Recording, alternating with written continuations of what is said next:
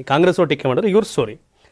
ಬಂಡಾಯ ಶಮನಕ್ಕೆ ಯತ್ನ, ಪಕ್ಷದ ಆಂತರಿಕ ವಿಷಯಗಳ ಬಗ್ಗೆ ಬಿಜೆಪಿ ಸರಣಿ ಸಭೆ ನಡೀತು ಇವತ್ತು ದಿನಪೂರ್ತಿ. ಹೌದು, ಬಿಜೆಪಿಯಲ್ಲಿನ ಒಳ ಜಗಳಗಳು ಸ್ಪಷ್ಟವಾಗ್ತಿದ್ದು ಪಕ್ಷದ ನಾಯಕರು ಪರಸ್ಪರ ಟೀಕಿಸಿಕೊಳ್ಳುವ ಮೂಲಕ ಕೆಸರೆರಚಾಟ ಆರಂಭಿಸಿದ್ದಾರೆ. ಹಿರಿಯ ನಾಯಕರು ಮಂಗಳವಾರ ಬೆಂಗಳೂರಿನಲ್ಲಿ ಪಕ್ಷದ ಆಂತರಿಕ ವಿಷಯಗಳು ಸೇರಿದಂತೆ ವಿವಿಧ ವಿಷಯಗಳ ಕುರಿತು ಚರ್ಚಿಸಲು ಸರಣಿ ಸಭೆಗಳನ್ನು ನಡೆಸಿದ್ದಾರೆ. ಬಿಜೆಪಿ ನಾಯಕರು ಚುನಾಯಿತ ಪ್ರತಿನಿಧಿಗಳೊಂದಿಗೆ ಸಭೆ, ನಂತರ ರಾಜ್ಯಾಧ್ಯಕ್ಷರ ಆಯ್ಕೆಯ ಕುರಿತು ಚರ್ಚಿಸಲು ಸಾಂಸ್ಥಿಕ ಸಭೆ ಮತ್ತು ನಂತರ ಕೋರ್ ಕಮಿಟಿ ಸಭೆ ನಡೆಯುತ್ತಿದೆ.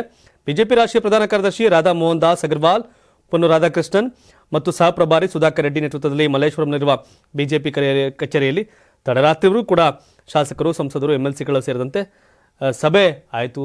ಅವರೆಲ್ಲರನ್ನೂ ಮಾತಾಡಿದ್ರು, ನಡೀತಾ ಐತೆ. ಆದರೆ ಬಿಜೆಪಿಯ ರಾಜ್ಯಾಧ್ಯಕ್ಷ ವಿಜೇಂದ್ರ ವಿರುದ್ಧ ಬಿಜೆಪಿಯಲ್ಲಿ ಯತ್ನಾಳ್ ಟೀಮ್ ನೇರವಾಗಿ ಫೈಟ್ ಮಾಡ್ತಿದ್ರೆ, ಮತ್ತೊಂದು ಟೀಮ್ ಸೈಲೆಂಟಾಗಿ ವಿಜೇಂದ್ರ ವಿರುದ್ಧ ಫೈಟ್ ಮಾಡ್ತಿದೆ.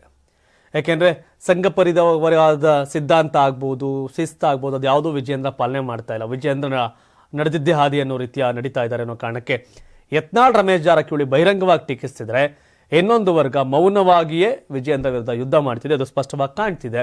ವಿಜೇಂದ್ರ ಬದಲಾವಣೆ ಮಾಡಲೇಬೇಕು ಅಂತ ಪಟ್ಟಿಡ್ತಿದ್ದಾರೆ. ಬಟ್ ಬದಲಾವಣೆಗಳು ತೀರಾ ಕಡಿಮೆ. ಆದರೆ ವಿಜೇಂದ್ರ ಆರ್ಭಟಕ್ಕೆ, ಆಟಗಳಿಗೆ ಕಡಿವಾಣ ಹಾಕೋ ಕೆಲಸಕ್ಕೆ ಮುಂದಾಗಿರ್ತಕ್ಕಂಥದ್ದು ಹೈಕಮಾಂಡ್. ಅದೆಷ್ಟು ಮಟ್ಟಿಗೆ ಸಕ್ಸಸ್ ಆಗುತ್ತೆ ಅಂತ ನೋಡಬೇಕು. ಬಟ್ ಬಿಜೆಪಿ ಕಾಂಗ್ರೆಸ್ನ ಟೀಕೆ ಮಾಡುವ ಬಿಜೆಪಿ ನಾಯಕರದೇ ಮನೆ ಒಂದು 3-4 ಬಾಗ್ಲಾಗ್ದಂಗೆ ಆಗಿದೆ.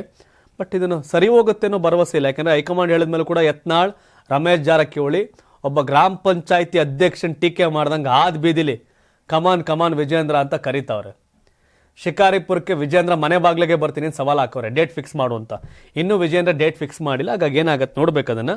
ಬಟ್ ಬಚ್ಚಾ ಅಂತೆಲ್ಲ ವಿಜೇಂದ್ರಾಗಿ ಹಿಗ್ಗಾಮುಗ್ಗ ಜಾಡಿಸ್ತವ್ರೆ ರಮೇಶ್ ಜಾರಕಿಹೊಳಿ. ಬಿಜೆಪಿದು ಆ ಮಟ್ಟಿಗಿದೆ. ಇವರು ಕಾಂಗ್ರೆಸ್ನ ಟೀಕೆ ಮಾಡಕ್ಕೆ ಹೋಗಿದ್ದಾರೆ.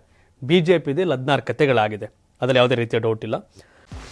84ರಿಂದ 50 kg ಬಂದೆ, ಆಮೇಲೂ ಸಣ್ಣಗೆ ಫಿಟ್ ಆಗಿದ್ದೀನಿ. ಅದಕ್ಕೆ ನಾನು ಯೂಸ್ ಮಾಡ್ತಾ ಇರೋದು ಜೀನಿ ಸ್ಲಿಮ್. ಸಣ್ಣ ಆಗಕ್ಕೆ ಜೀನಿ ಸ್ಲಿಮ್ ಯೂಸ್ ಮಾಡಿದೆ, ಹೆಲ್ದಿನೂ ಅದೇ.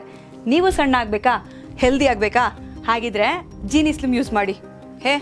ಸಣ್ಣ ಆಗೋದಕ್ಕೆ ಯಾವುದೋ ಪ್ರಾಡಕ್ಟ್ ಹೇಳ್ತಾ ಇದ್ದಾಳೆ, ಏನಾದರೂ ಸೈಡ್ ಎಫೆಕ್ಟ್ಸ್ ಇದೆ ಅಂತ ಯೋಚನೆ ಮಾಡ್ತಾ ಇದ್ದೀರಾ? ಖಂಡಿತ ಇಲ್ಲ.